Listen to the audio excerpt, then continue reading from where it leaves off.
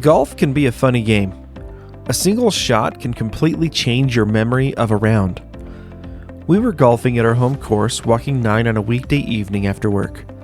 It was pretty standard fare, nothing really extraordinary happening during the round.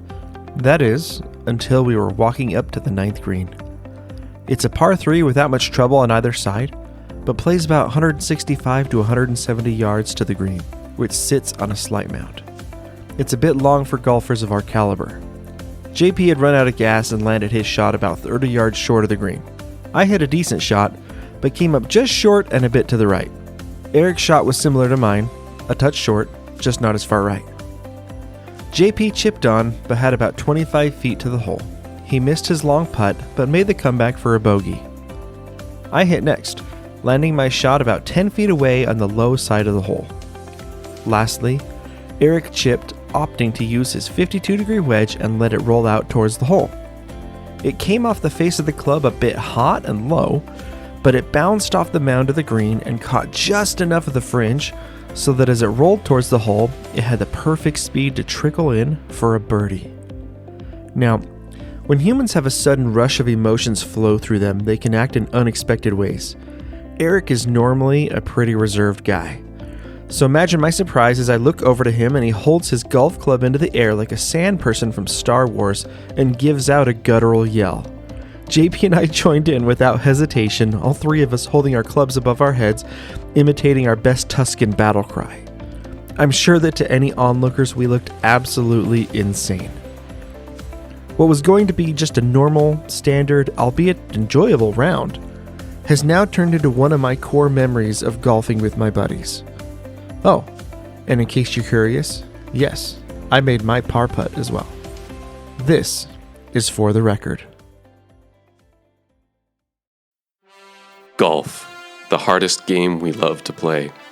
These are the ramblings of three nerdy golfers. Our continuing mission? Explore strange new swing techniques to seek out lower handicaps and awesome golf courses. And to boldly swing where a safe layup would have been the smarter choice.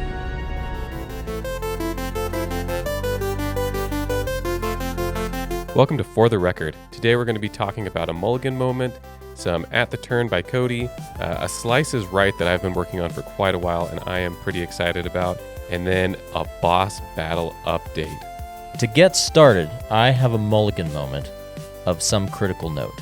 But even before the Mulligan Moment, can we just take a moment to react to the glorious moment that just happened on the course minutes ago?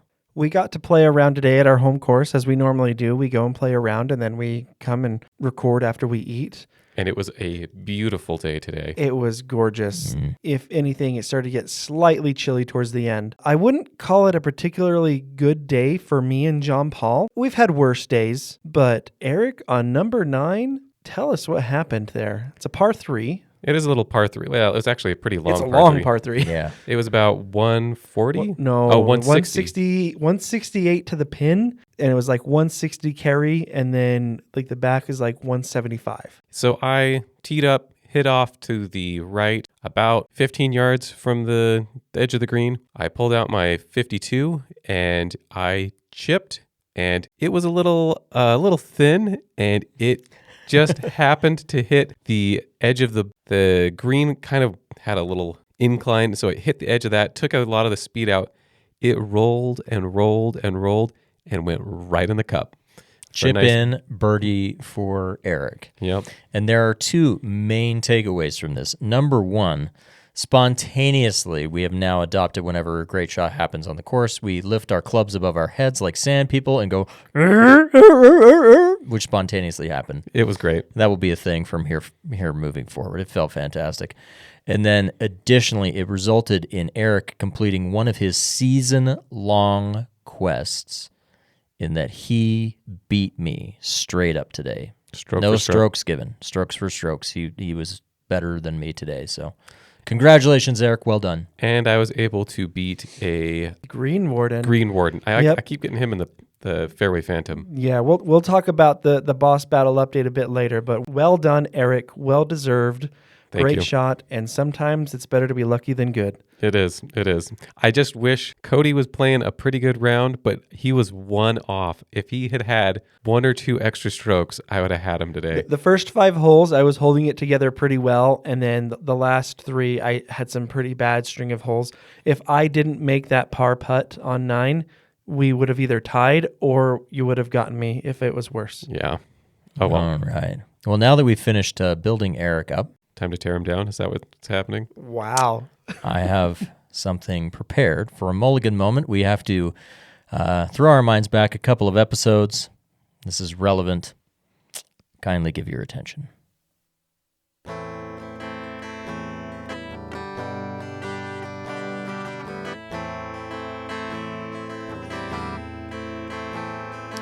Buenos tardes, apprentice.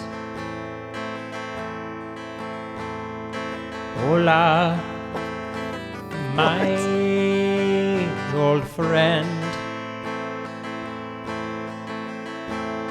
Cinco de Mayo's on Tuesday, and I hoped we'd see each other again.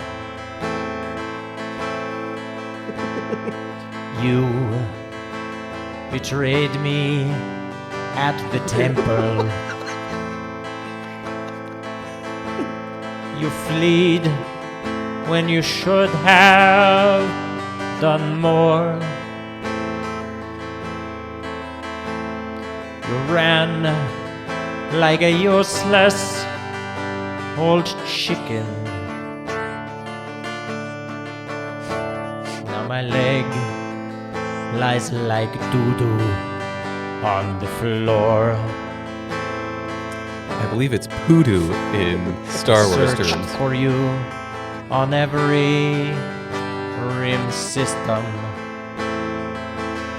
You were dead.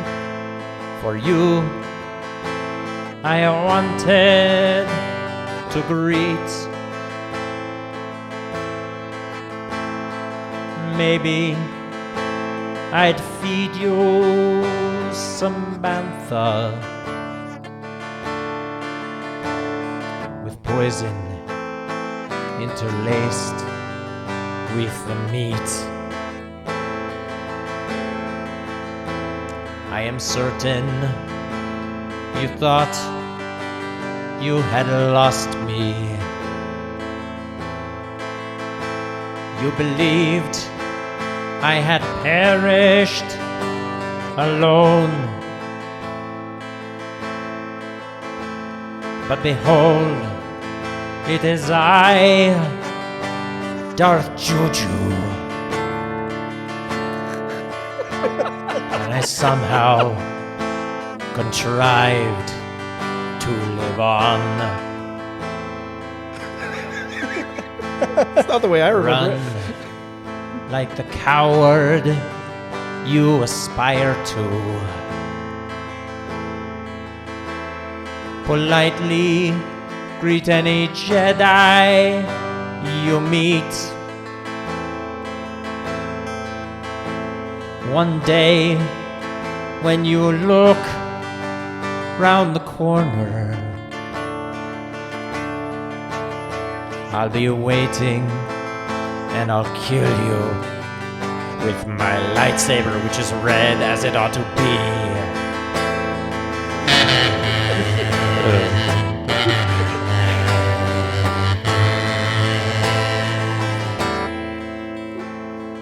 Buenos tardes, apprentice. Hola, my old friend. Cinco de Mayo's on Tuesday. We didn't get tacos. And I hoped that we'd see each other again.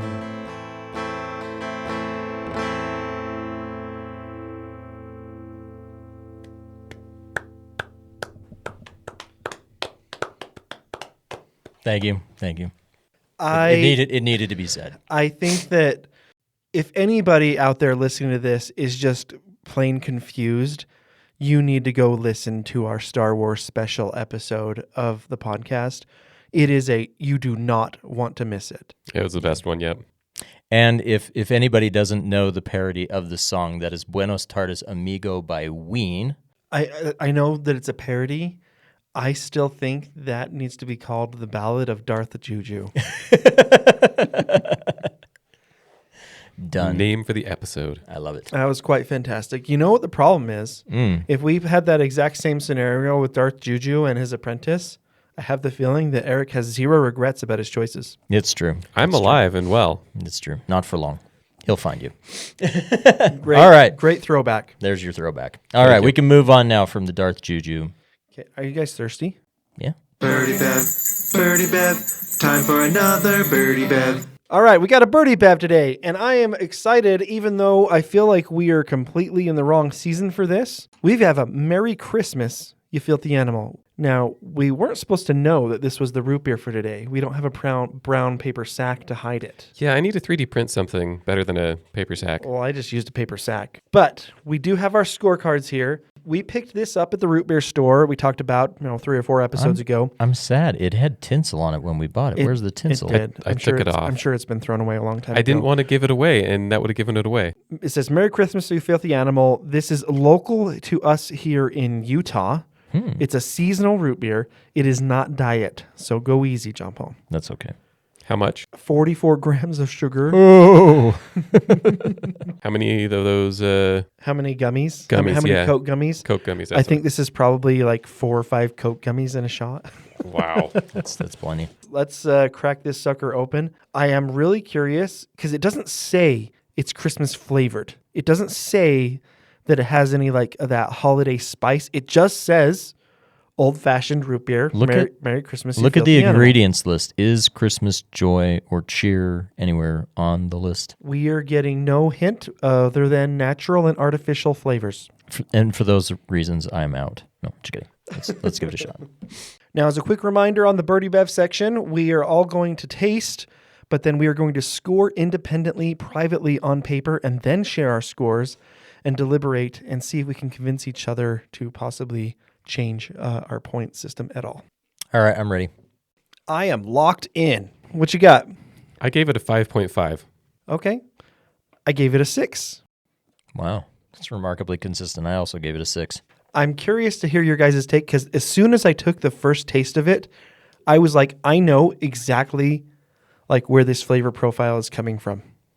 See, to me, this is good. It isn't bad, but for the price that it was paid, that gave me the 0.5 because it was pretty pricey, this one. It's one of the most expensive root beers we've ever purchased. It was a limited run, and I think you're going to get that from it. It tastes like to me that we showed up to a Halloween party, and in the big cauldron with the dry ice, someone threw in the root beer extract. Yeah. Mm-hmm. That's a pretty which isn't bad. It's very nostalgic. I will tell you that I initially had thought of this as a 7, and I backed off to a 6 because when I first took a sip of it, I thought I detected a hint of cinnamon, which I thought would have been a brilliant move on a Christmas. And then on multiple retastes, I could not redetect it. So it had to have been in my head. Yeah, a little cinnamon would have been fun. Cinnamon or even like hazelnut Oh, yeah. would have been really good. Yeah. But yeah, 5.5, 6, 6. I don't think there's any argument or deliberation. Seems pretty consistent on the board. So that averages it out to like what, like a 5.8?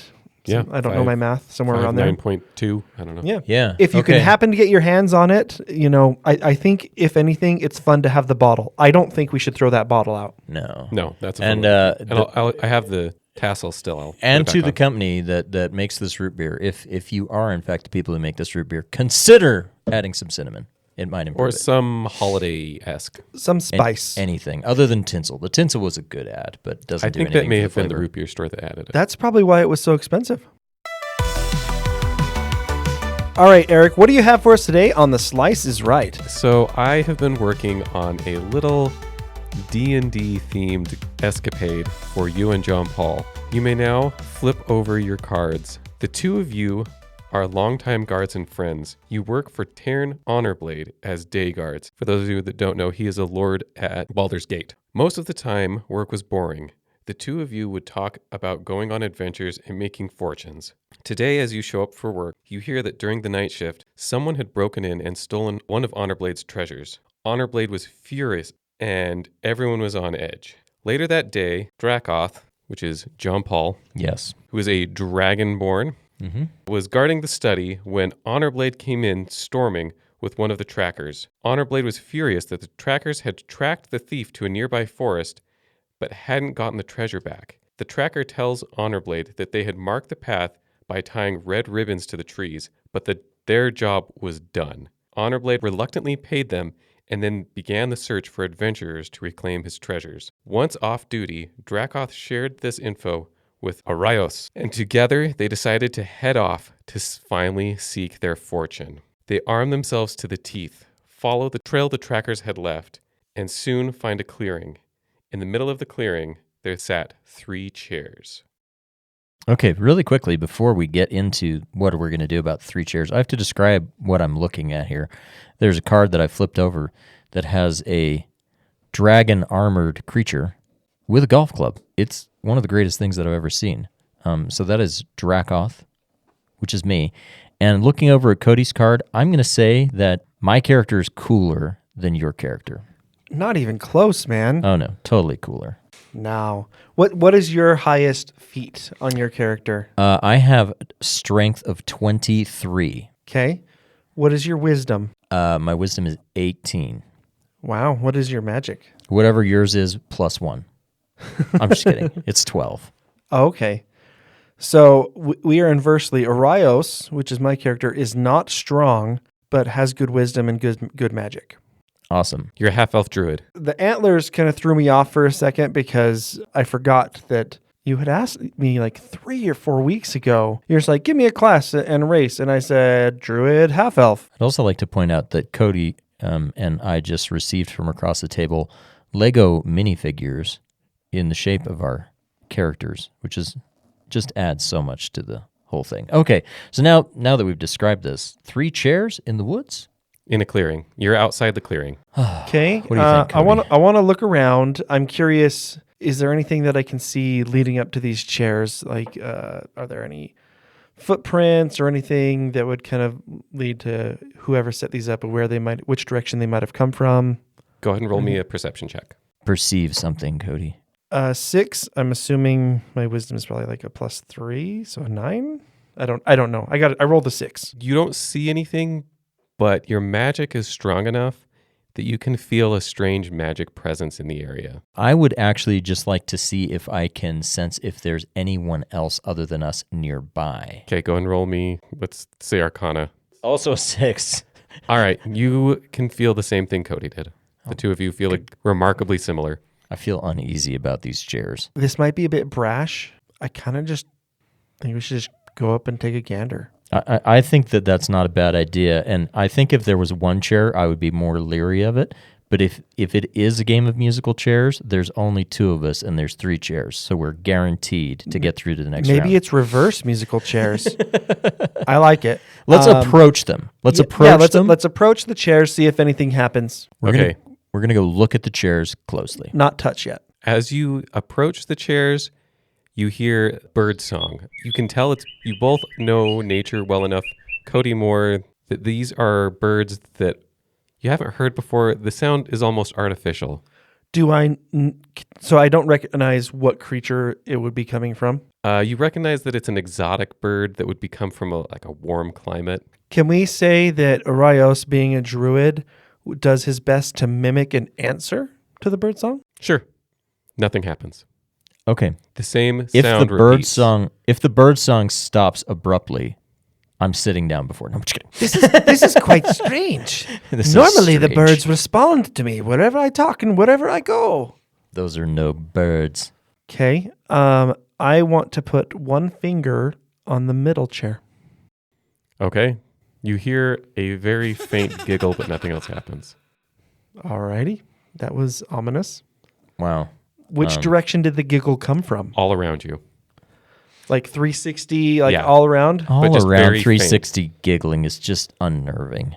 Then I will lift my hand again, and then I will touch the chair again to see if the giggle repeats. No. I am going to walk up. You said I'm armed to the teeth? Yes, you both are. What weapon am I wielding as a main? Like, what would be in my right hand? A mace. A mace would be in my right hand. I'm going to take the butt of the mace, not the ball, but the sticky mace bit, and I'm going to prod the rightmost chair. Nothing happens. Just if I prod it a little harder, nothing. No. It doesn't move. It sits perfectly still. Can I tell are these wooden chairs? Yeah, it's wooden stumps. Can I tell what type of tree the stumps were made from? Just the same trees that you see Same around trees you. in the forest? Yeah. Okay. Are the tops of the trees anywhere to be found? No. I think after much deliberation and poking and prodding, having marched however long we did, I'm going to take a sit. Okay. I'm going to agree with that assessment only because I would imagine sitting in the chairs is going to initiate some entertaining action. To be clear, if I were actually in this situation, I'd keep going. There is no way I sit in those chairs with giggly, creepy voices in a clearing. I just keep going. But Well, I am not sitting in the chair. Arios is. You love Arios adventure. is sitting in the chair. Arios is an adventure-loving person. We're going to sit. Okay, so you're going to sit in which Oh, chair? I'm going to sit in the middle chair. Absolutely. Middle chair. Okay, so it's sitting in a triangle. Okay. So you guys can see each other, and as you sit down, the giggling kind of intensifies, and a figure appears on the third chair. Before you sits a small goblin wizard, and you see a large club that he tosses off to the side. The wizard smiles at you with a mischievous glint in his eye. "Welcome, boys. I was just getting bored. You're here to get back Honor Blade's tiger-marked club, eh? Well, let's play a game. Winner takes all. My name is Belmorn. I love to play games, but lately no one would play with me, so I came up with a plan to get some new playmates." He waves his hand, and the entire forest morphs. The trees part and transforms, and the ground becomes undulating and green, and you notice your swords and clubs transform, the handles becoming longer and thinner, the blades becoming poles with different shapes on the bottom. Let's play a game called mace. that I call Golf and Greens, or as I like to call it, G&G. Oh dear. that was a The druid in me feels conflicted. All right, so here are the rules of the game. I'll tell you the yardage as you get to the holes, and for distances, you will roll a d12 and a d4. The d12 determines the distance, and the d4 determines your lie.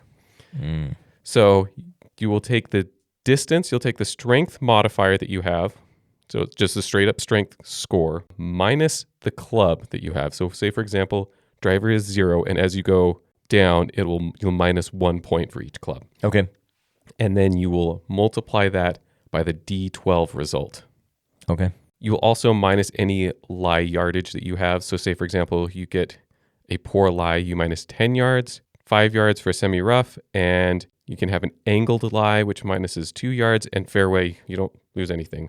A natural 20 will give you auto fairway, and you get to name the distance. And then a nat 1, you are OB and take a drop. So here's an example roll. So JP pulls out his driver on a 460-yard par 4. He rolls a 10 and a 2. So the 2 is the lie. There's no fairway or anything, so it's 23 minus 0 times 10, because that's what he rolls. So it's 230 yards. So he lands 230 yards, but in a semi-rough, leaving him 230 in. Oh, I'm going to kick your trash, man. Wait, we're on the same team. I'm talking to the goblin. We're going to kick your trash, man. Excellent. All right. He looks mischievous. He does. So, Belmorn, how do you decide who goes first at this enchanting game? I will show you the ropes. Okay. So Goblin's going first. The first one is a par 4, and it's a 320-yard par 4, so not a very long one. Oh, that's nice. He goes up, and he hits the ball. It's not particularly well. It does land in the fairway, but as he hits it, you feel the forest kind of moves around and the ball goes an extra 10 yards. So he has hit it a total of 150 yards. Okay. I'm not so worried about us cheating then anyway. That's a weak shot. Well, this game looks like fun. I think I'd like to give it a shot. Oriros will pull out his driver, and then he will hold up, and he's like, hold on a second. Something needs to change with this club. And he chants something in Elvish and casts Shillelagh. Nice. So instead of using my strength for the stroke, I get to use my magic modifier. Ooh. Ugh. So I went 60 yards onto an angled lie. You cold top it, and it rolls just past the next tee box up. Well, that sounds familiar. Yeah, that happened on the third hole today. Oh, and I should say that the two of you are playing scramble against him. Oh, okay. Oh, that'll make this easier. What's the angled So best lie ball. -2? What does that mean? So that means on your next roll, after you get the results, you minus 2 yards from it. Oh, got it. Okay. Dracoth, you can do it! We're going to ham and egg this thing. All right. Here we go. I rolled a 3, slightly further than yours. Onto what kind of lie? 66 or 69? 69. 69. And you're on semi-rough now. You said you rolled a 2? 69 in the semi-rough. So you guys are going to go to John Paul's ball, and you guys get to hit off again. It might take us a minute to figure out how to play this game again. The worst the worst words you'll ever hear. You are still away. We're still really far away, but I'm not going to hit driver off the deck. Can we say that a 3 would? Yep. Is that a -1? Yeah, -1. Okay. A little better. I got a 9. So is that 94? 94 yards. Okay. We've hit it 163 if we take my result. Let's see if I can do a little bit better. Are you kidding me? It's a nat 1. All right, so yours goes OB. Yeah, so we got to take the other one. All right, so he takes out a pitching wedge. So that's going to be a minus. -8 is what I have. -8. Okay, so That's correct. -8. he hits it, but he duffs it, and it goes 20 yards. Urias tries to stifle his laugh as he sees that, and then he remembers his own shot that he has to hit. He glares at you menacingly. Okay, do I have to say that I'm using my ability prior to rolling? I'd imagine. Yeah. I would imagine so. Yep. Okay, I'm going to use one of my 2 abilities. I am going to use Draconic Wisdom. This will allow me to add or subtract my wisdom from my next hit. I rolled a 2, 62 yards. That's a poor attempt. Sorry. Urias channels his inner druid and listens to the forest around him and waits for the perfect chance for a gust of wind as he holds his club, and then he channels Shillelagh and strikes just as the gust of wind hits. So I'm casting Shillelagh with gust with a 6 iron. Okay. 67 yards out if we take mine.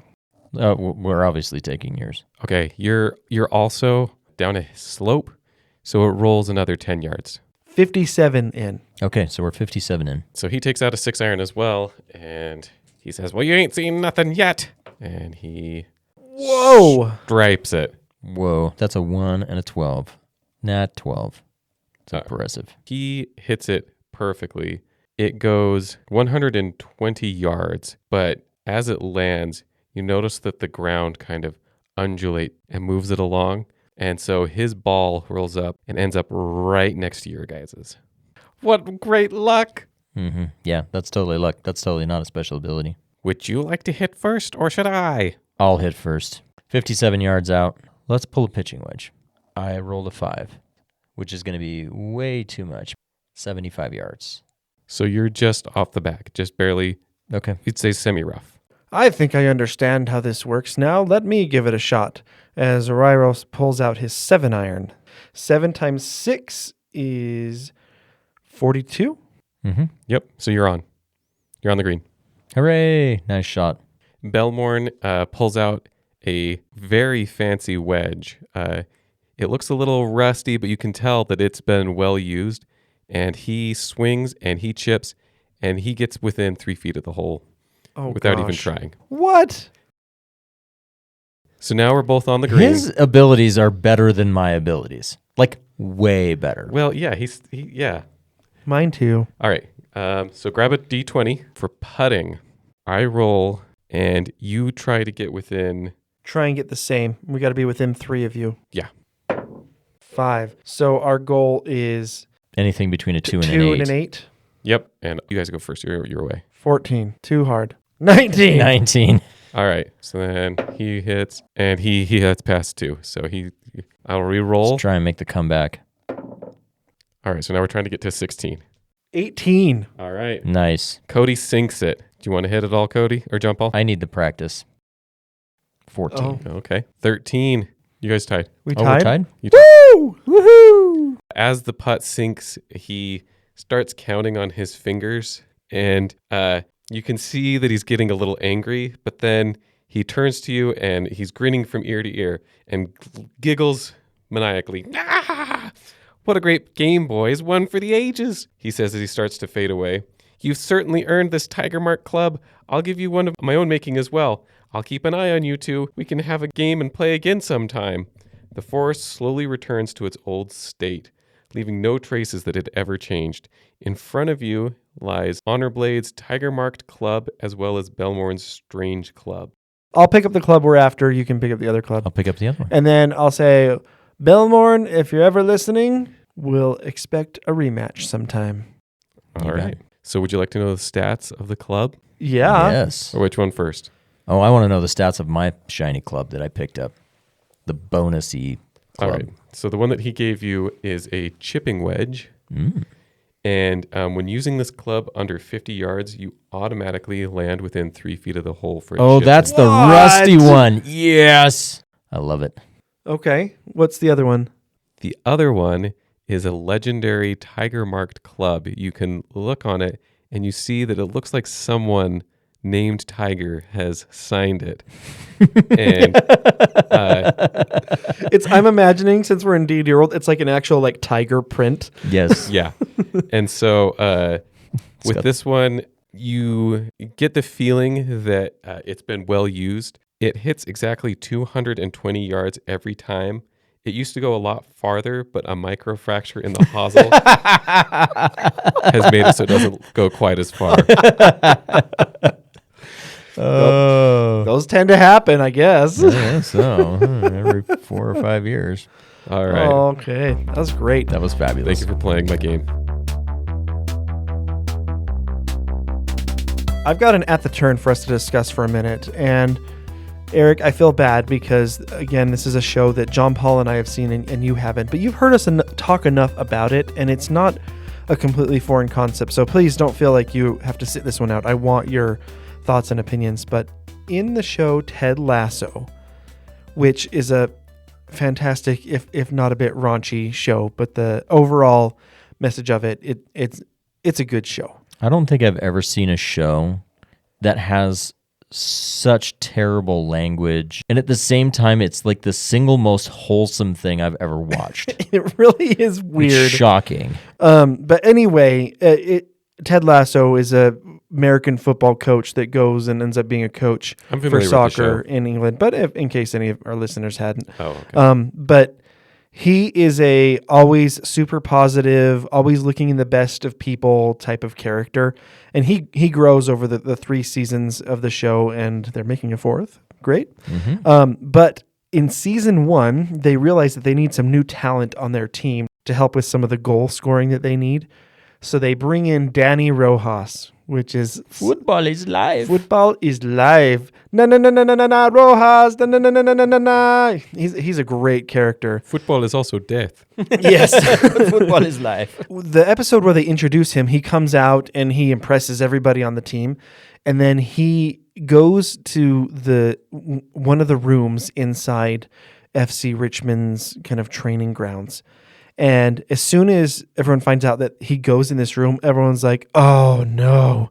Because apparently the room is cursed. And sure enough, the next practice, Danny comes out and like twists his ankle and like has to be carried off. And they're like, how did that happen? And they're like, he went into the training room. What? He wasn't supposed to go in that room. It's cursed. Apparently everybody at the club knew about the curse other than Ted Lasso. But in order to cure the curse in the room, everybody has to like pull on something that kind of gives them that drive to overcome something bad in your life, or kind of the curses that we come across. And so in terms of their soccer game, he's like, all of us need to be able to sacrifice something at one time or another to get our cleansing of our football club. The question that I came up with that I wanted us to riff on for just a minute is, imagine that we're trying to get our handicaps down.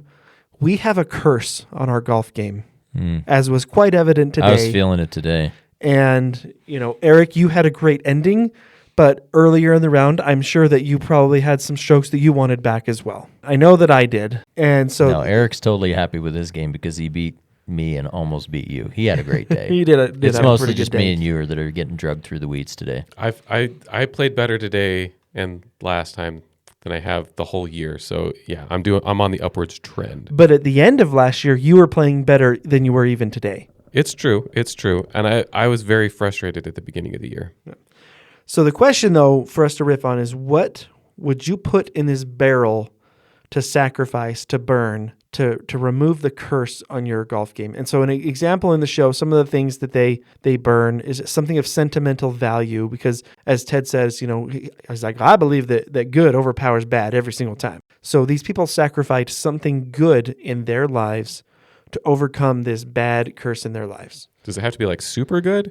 I mean, he just said, I don't care. It didn't have to be of like expensive value. It didn't have to be.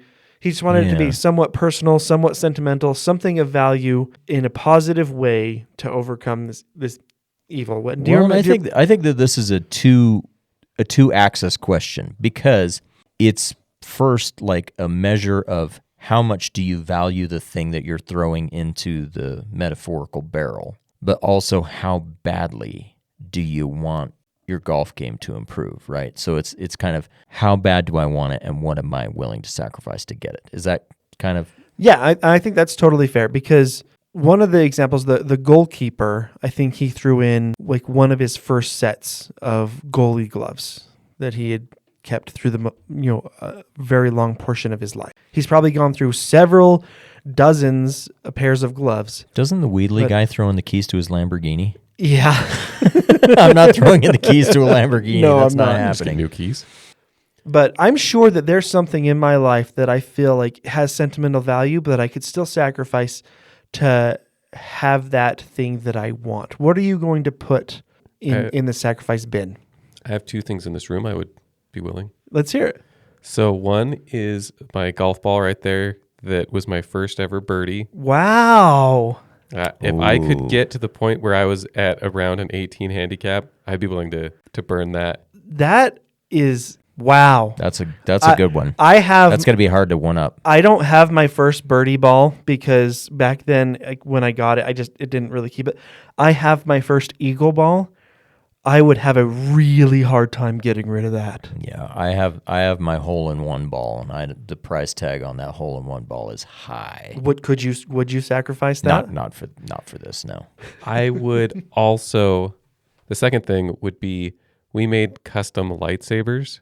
If I could get to the point where I was playing below scratch, I could sacrifice one. Dang.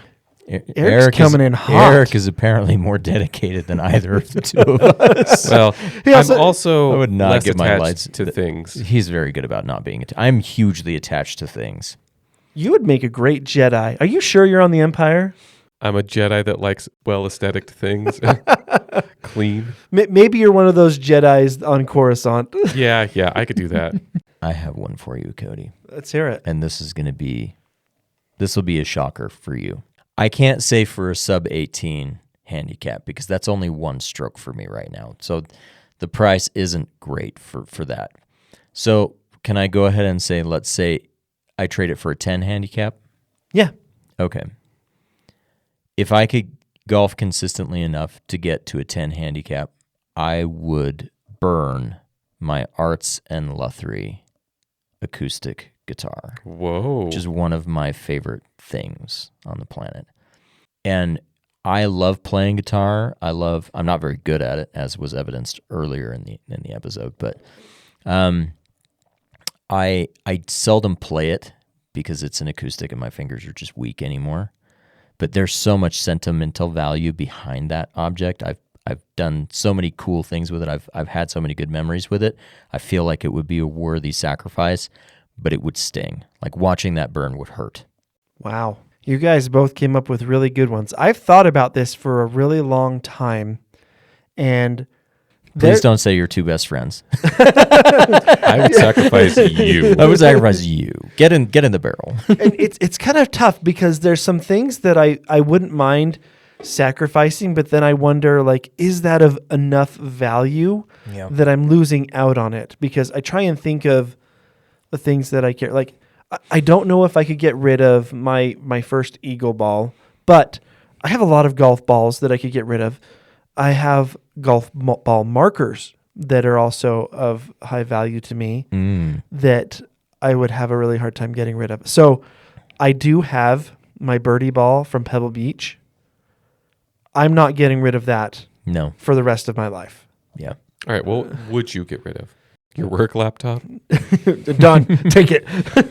I actually have one, and it's so silly because I don't play it, but it just brings me so much joy. So I have 2 ocarinas from Zelda, like real ocarinas that you Is can one of play. them an ocarina of time? That it is. You gave it to me.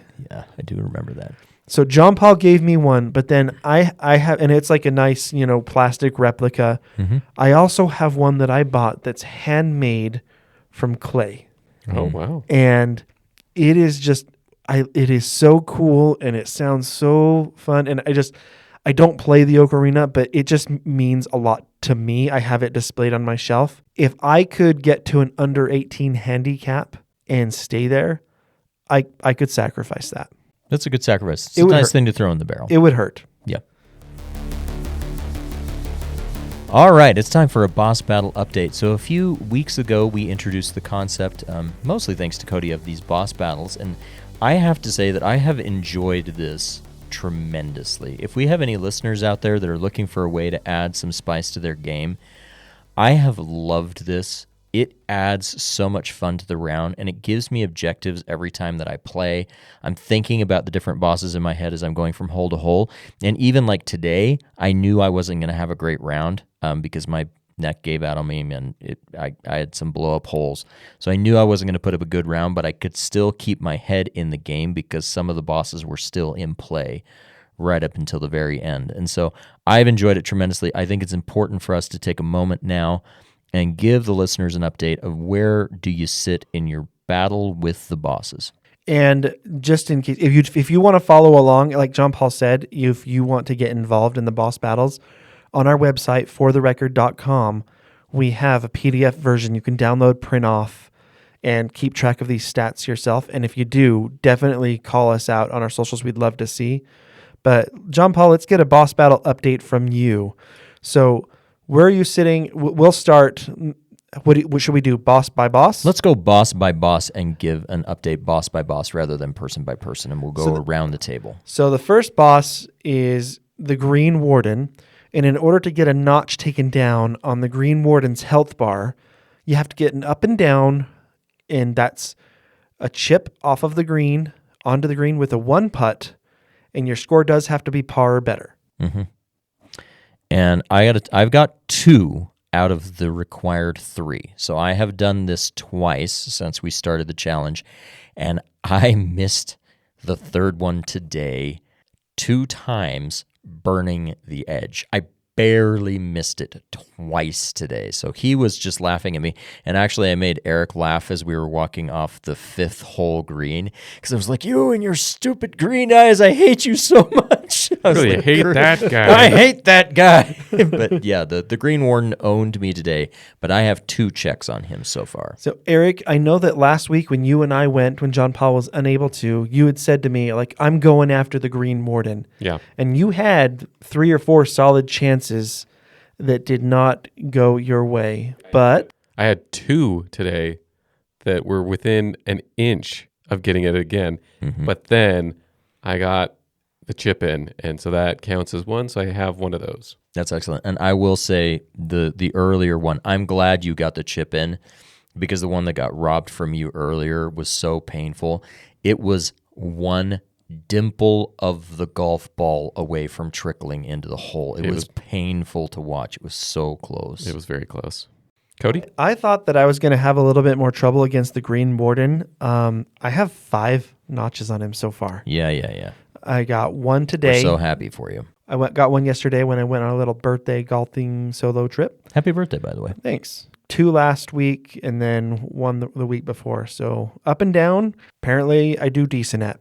I'm so happy that it was your birthday because you're slowly joining me in the inevitable decay of your frame. The problem is that as I get older, so do you. No, that's not how that works. I'm Inevitable confident march that's not how towards- that works. What does he say? Inevitable march towards demise. Yes. And we'll raise a glass to your meaningless milestone of decay. So the bunker beast, I think, will be pretty quick because we just don't find ourselves in the bunker very often. I think Eric had an honest look a couple of times ago. Yeah, it was just a bad bounce. Bounced one way that I thought. Didn't you get him? I did. Oh.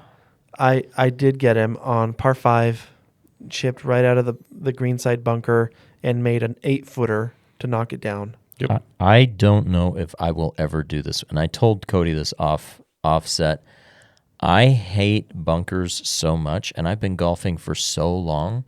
I have realized now that I'm paying attention to this, I will miss 80 yards right if there's a greenside bunker on the left side. Like, I actively strategize so hard against ending up in a bunker, and I just don't play out of the sand that much. Like, if I end up in a bunker, something has gone horribly, horribly, horribly wrong. And so I'm going to have a hard time doing this one because not only am I rarely in the bunker, but when I'm in the bunker, my mental game in the bunker is so bad. Like, I understand the technique, and I've hit many bunker shots, but it just gets in my brain, and Yeah. man, it's going to be a tough one.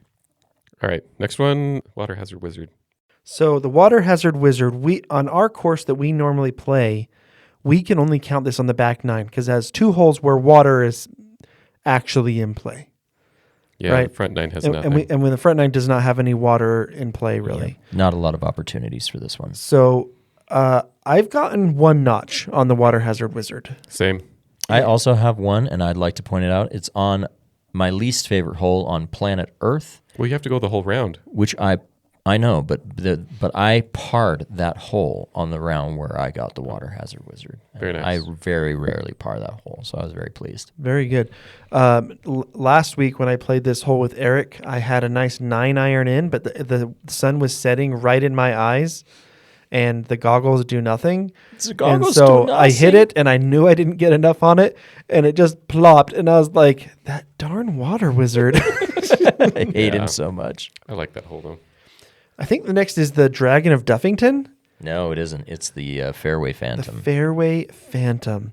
So the Fairway Phantom, you get a notch on his health bar if you don't lose a ball in the round. And I've decided the best one at this is Eric. Yep. He just does not lose balls. Yeah. I am pretty consistent at keeping... I don't hook very far in either direction. How many times have you done this? 5. Yeah. I would also be right up there with you if people would stop taking my balls on the golf course. That is not... Yeah, nobody took the one that you pumped 40 yards out of bounds today. No, I have it's getting better because I do have a couple of notches on the Fairway Phantom, but I'll lose a ball probably every other round, and deservedly so. It's okay. I was gonna rib you a little bit about the one that you pumped OB today because it was so far. It was a full DK, and you was just like, we're so optimistic that it was somehow going to be inbounds, and Eric and I are like, there's no chance. There's no chance. I hit the edge of a tree. You don't know. To be fair, He nicked one leaf. One leaf is not taking 100 miles an hour off a golf ball. there was the only drive that I did that today. My driver did so good for me It today. did very well. It did. That one hole. I know. Proposition That's for all you. it takes. If I get to 10 Fairway Phantoms, would I be able to trade 5 of them? I think if you can get 5 of those, you just check any other box. You could just trade it for another box. Straight up. 5 straight up. Yep, 5 straight up to change for any box. What do you think, Cody? You're these are your rules. What do you think? No, there are rules. I just had the idea, and we riffed on it, and this is kind of where we landed. Yeah, I think the exchange rate's got to be pretty high because you're not subbing a skill for another. You're just using one skill to overcompensate for the other. So a 5-to-1 ratio seems okay. 5 seems reasonable. Okay, because so I'm not going to have I'm not gonna have 5 surplus of anything. Because I think specifically there's one of these that we really might need some help on. Yeah, we'll get to that one in a minute. Anyway, update really quickly. You have 3 Fairway Phantoms, Cody? I don't have my book in front of me. I think I have 2. Okay, I have 4. So I'm doing pretty good. I'm keeping the old Pro V1Xs in play. So, all right. Now we get to the Dragon of Duffington. 0. I don't think he can be beat. I'm so ticked off about this one. I'm so mad. Before the round today, I told everybody that my one goal today was going to be to try and slay the Dragon of Duffington. I was not going to duff anything, and I duffed a shot. And on the last round, I duffed a shot. And so that's 2 rounds in a row that I've missed it by 1 stroke of the club.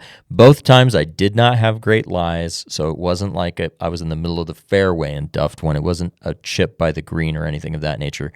Both times it was from deep rough, but it was really the only time that I got hot today is because the rest of the round was falling apart. I didn't care. I had low expectations for my total score.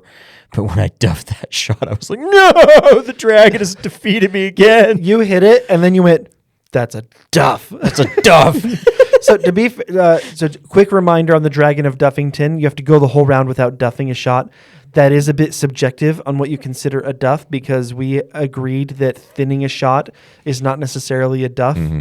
And even hitting it fat is not necessarily a duff. There's nothing really objective to say what is or isn't. So here's what I'm gonna say for duffing, in my definition of duffing.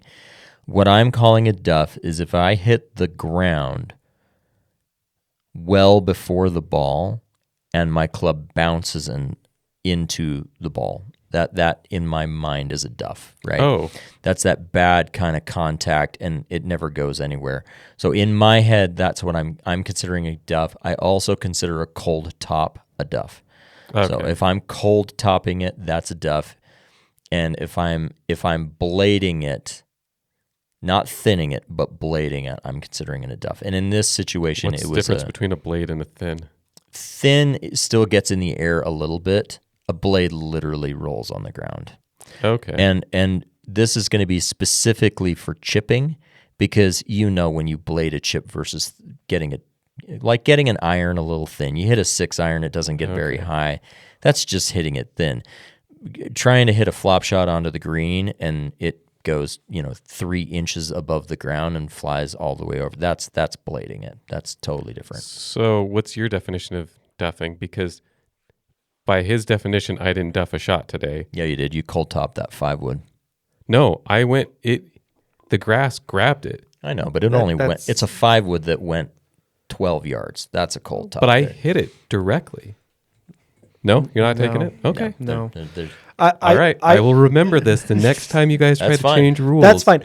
I have a little bit of a different assessment than John Paul on the duff because to me, a duff, even if you hit the ball and you say that it's not thin or not fat, but you hit it where you want and it goes 10 yards because you have a bad lie, that's still a duff. And okay.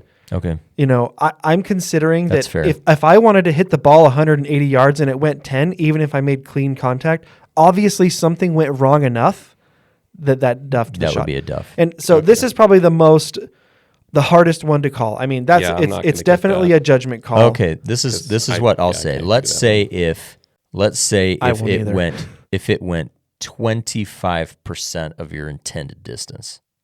Do we need to have like a subjective, this is the criteria? I think it can continue to be subjective, but if you need an objective measure, that could be that's a fair. guide. So they're more like guidelines. Exactly. Well, the idea for me is that what are some stats that we can check to say where we need to improve because I feel like I am really far away from getting the Dragon of Duffington. You say that you were 1 shot away in 2 rounds. I duffed probably 5 shots today. Yeah. Like, I have a long way to go before I can say I don't duff shots regularly. That's true. And I duffed one hard. And our definition of duffing does not have to be consistent. We call this on ourselves. Okay. So if you have a different definition, that's totally fine. So when I was saying that's my definition of a duff, that's the standard I'm going to try and hold myself to because I'm working on becoming a better striker of the golf ball. Yeah. So if you feel like you really got solid contact on that 5 wood, even if there was nothing you could have done, like there was literally no way to get it out, and you feel like that was the only shot where you had that questionable call, I would not point blame at you for saying if you said that you got the Dragon of Duffington. There's no judgment here. That is a no judgment zone. So next on the list is the Puttergeist. And the Puttergeist, we changed the criteria just a little bit since we originally recorded the Puttergeist. Mm-hmm. So we said no more than a single 3-putt in a round. But then Eric brought up, well, what if you chip it in, or what if you 1-putt, and get up and down? How does that weigh in? And we decided that would indeed subtract from your total. So 2 putts per 9 would be 18 putts. Mm-hmm. So if you score under 18 in just putts, you've also got a notch down on the Puttergeist. Or if you have the single 3-putt. So there's two methods of getting there. You can either get there by having 1 or fewer 3-putt, or you can have a total number of putts less than 18. Not equal to 18. It has to be less than 18. Have you gotten the Puttergeist yet, Eric? No. He's been close. 0. How close were you today? Not close. Really? No. Did you have a lot of 3-putts? Yes. He had a couple of greens where he putted right from the very fringe, and it was far. And you counted your 0 putts from your chipping. Yep. Good. Dang it. Yeah. And one thing, just as a reminder, I'm sure you know this already, if it is anywhere on the fringe, even if you use putter, that's not a putt. It's not a putt stroke. Yeah, it doesn't matter. I still didn't get it. I thought this would be way harder for me than it was. But I've done it 3 times, and I missed today by 1 putt. But I will say this exact boss battle, being aware of it, has made me take my second putt so much more seriously. You guys saw me grinding over my second putts today, and it makes a difference. I've nailed way more comebacks as a result of just the dumb Puttergeist, and so that's been a positive impact on my game.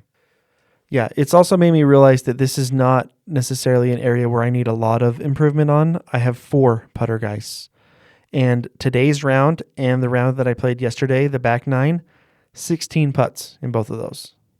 So I've gotten up and down, or at least I'm chipping on close enough to where I 1-putt plenty. Hence your green wardens. Yes. That wraps up another episode of For the Record. Thank you so much for listening today. If you have enjoyed this podcast, please leave us a review. We would really appreciate it, and share it with your friends. We'd like to spread the words and get a few more listeners if we can. Also, you can follow us on our socials. We're on Blue Sky and Instagram.